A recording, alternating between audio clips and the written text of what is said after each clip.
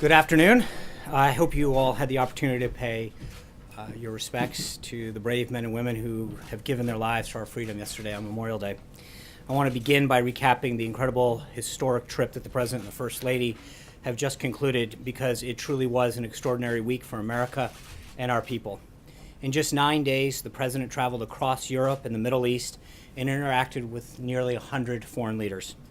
It was an unprecedented first trip abroad, just 4 months into this administration, and it shows how quickly and decisively the President is acting to strengthen alliances, to form new partnerships, and to rebuild America's standing in the world. We've never seen before at this point in a presidency such sweeping reassurance of American interest and the inauguration of a foreign policy strategy designed to bring back the world from growing dangers and perpetual disasters brought on by years of failed leadership. President Trump started in Saudi Arabia, beginning his first foreign trip as president in the nation that's the custodian to the two holiest sites in the Islamic faith. The president was greeted on the tarmac by the King of Saudi Arabia and received with incredible graciousness by the kingdom and its leaders throughout his stay. The president's address to the leaders of more than 50 Arab and Muslim nations was a historic turning point that people will be talking about for many years to come. He did exactly as he promised in his inaugural address, united the civilized world in the fight against terrorism and extremism. The president was very direct in calling on the leaders of the region to drive out the terrorists and the extremists from their midst and to isolate the Iranian regime that supports so much of this violence. He let American allies know exactly what they can expect from us going forward, what he called, quote, a principled realism rooted in common values and shared interest. He laid out the case in persuasive detail for why the Muslim world must take the lead in combating radicalization. And he concluded by saying that if those nations go forward, quote, unified and determined to do what it takes to destroy the terror that threatens our world, then there is no limit to the great future our citizens will have. The president's historic speech was met with nearly universal praise. Former CIA Director Jim Woolsey called it, quote, a courageous speech. Former House Speaker Newt Gingrich said in the Washington Post that we have to look back decades to, quote, find a comparatively dramatic moment in the history of U.S. foreign policy. And former Democratic Representative Jane Harman said that she, quote, loved the idea that he's going to the fount of all three major religions. Countless Arab allies also praised the president's leadership on this visit. President al-Sisi of Egypt said that President Trump is, quote, a unique personality that is capable of doing the impossible. The Saudi foreign minister said that, quote, this is the beginning of a turning point in the relationship between the United States and the Arab and Islamic world. King Salman and other key allies also gave extraordinary speeches at the summit, underscoring just how much President Trump has done to rally the world against terrorism. We cannot overlook the significance of so many leaders of Muslim countries coming together to recognize the need to fight extremists. This was a historic event in that regard alone. King Salman said he shares the president's determination to, quote, renounce extremism and work on countering terrorism in all its forms and manifestations. King Abdullah of Jordan agreed that, quote, the grave challenges of terrorism and extremism demands coordination and global action at every level.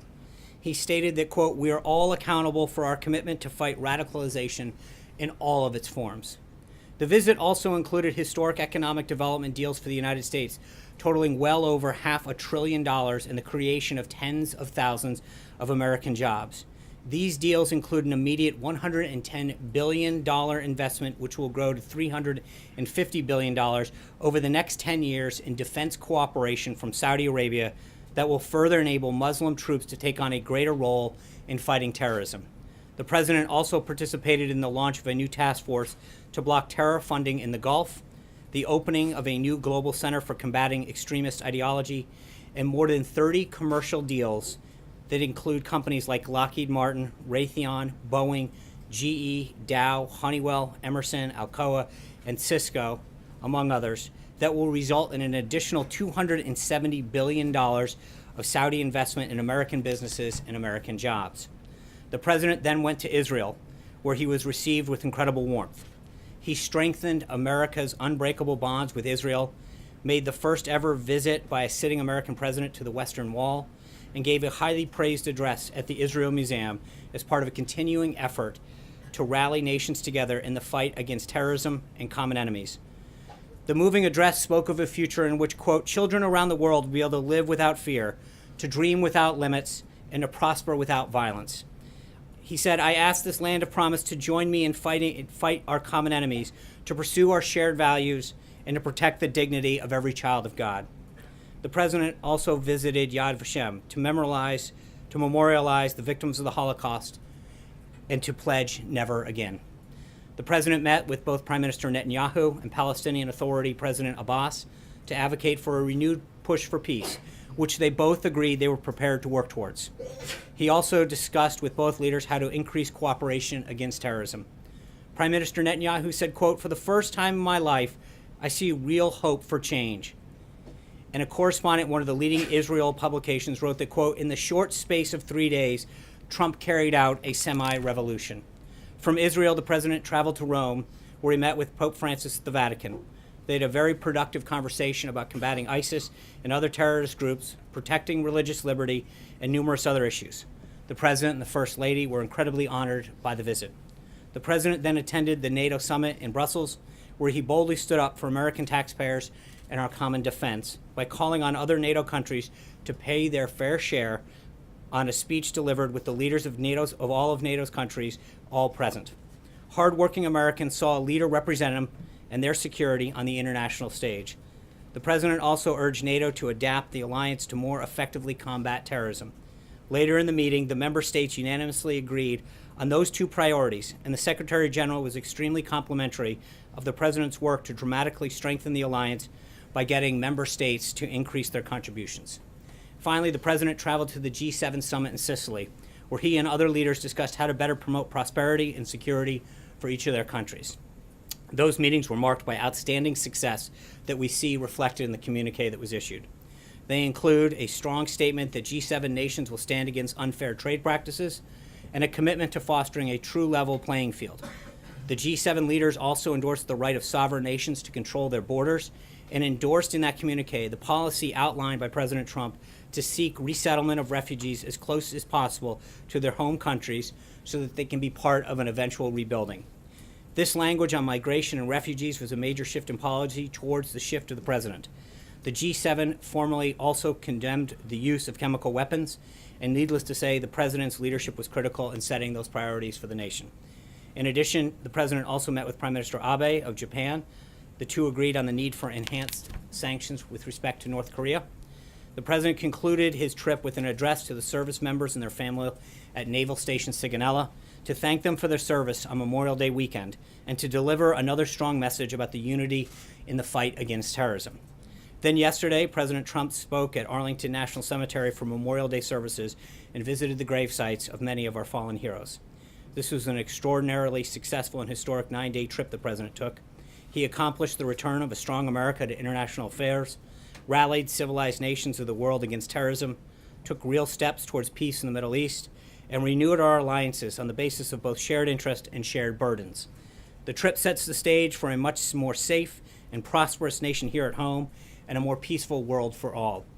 We're back at home now, and the president and his cabinet are moving full steam ahead on the president's agenda. As the president noted this weekend, his plan for the most significant tax reform in decades continues to progress, led by Secretary Mnuchin and NEC Director Cohn. While the president was away, the team here held several meetings with members in leadership. In particular, Secretary Mnuchin met separately with the House Ways and Means Committee, Republican and Democrat members, the Freedom Caucus, and the Republican Study Committee. The vice president also discussed tax reform with multiple members and with leadership during his regular visits to Capitol Hill.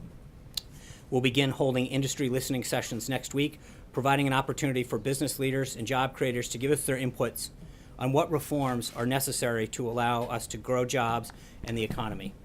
This morning, the president met with Environmental Protection Agency Administrator Pruitt. One of the topics that they discussed, of course, was the president's upcoming decision on the Paris Climate Accords.